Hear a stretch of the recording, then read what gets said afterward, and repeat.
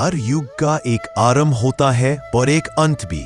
सत्य युग, त्रेता युग, द्वापर युग और अब चल रहा है कली युग। पाप, लालच और अधर्म का युग। पर क्या आप जानते हैं, इस युग का भी एक भयावह अंत तय है।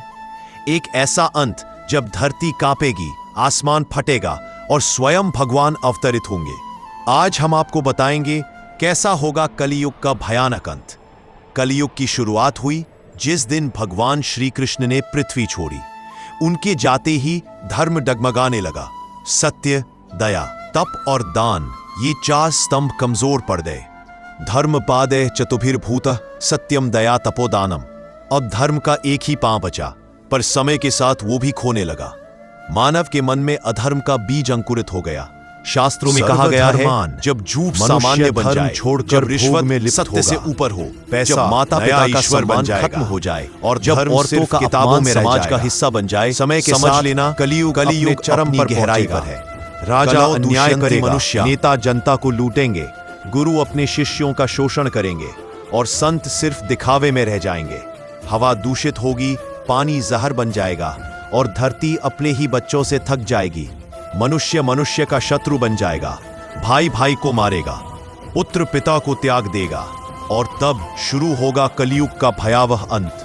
पृथ्वी पर चारों ओर विनाश होगा, आकाश से उल्काएं बरसेंगी, समुद्र अपनी सीमाएं तोड़ देंगे और पर्वत पिघल जाएंगे। सूरज की किरणें जलाने लगेंगी, रातें लंबी और भयावह होंगी। मानव जाति अपने ही पापों में डूब जाएगी। प्रकृति विद्रोह करेगी, भूकंप, बाढ़, तूफान, हर दिशा में मृत्यु का नृत्य होगा। और तभी अवतरित होंगे भगवान विष्णु कल्कि रूप में। विष्णुयश नामक ब्राह्मण के घर जन्म लेंगे भगवान कल्कि। सफेद घोड़े देवदत्ता पर सवार, हाथ में चमकती तलवार लिए, वे अधर्म का नाश करेंगे। कल्किर जगति ख्यातो भविष्यति युगांत के। कल्कि अवतार पृथ्वी को शुद्ध करेंगे, राक्षसों, अधर्मियों, दुष्टों का संहार करेंगे। आकाश में फिर से प्रकाश फैलेगा और धरती पर नया जीवन अंकुरित होगा। जब विनाश थमेगा, धरती पर फिर से हरियाली लौटेगी।